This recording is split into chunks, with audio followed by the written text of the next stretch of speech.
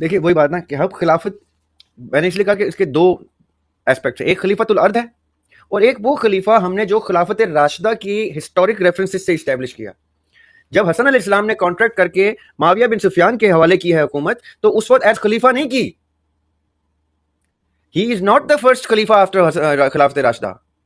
Neither will anybody else be a خلیفہ unless by definition کوئی امام کسی کو خلیفہ کہہ دے. کیونکہ خلیفہ ہو، جیسے میں نے کہا نا، آپ پریزیڈنٹ نام رکھ لیں اس کا، کیونکہ نظام شریعہ کا جو حاکم وقت ہوگا وہ امیر المومنین ہوگا، کیونکہ ایمان والے ہی نظام شریعہ کو لے کے آتے. تو امیر المومنین جو ٹرم ہے اس کو پولیٹیکل سائنس کی ٹرم میں خلافت کا یا خلیفہ کا نام دیں گے. لیکن کیونکہ یہ ایک ٹرمینالوجی خلفائے راشدین کے حوالے سے اسٹیبلشڈ ہے، تو ہم جب بھی خلیفہ سوچتے ہیں تو پکچر اس لیول کا خلیفہ کرتے ہیں.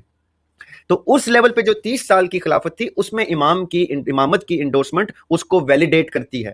جہاں جہاں ویلیڈیٹ نہیں ہوگی امامت کے تھرو، تو وہ چاہے امیر المومنین بنے یا پریزیڈنٹ بنے یا خلیفہ بنے، they will not qualify as the حاکم آف شریعہ، نظام شریعہ.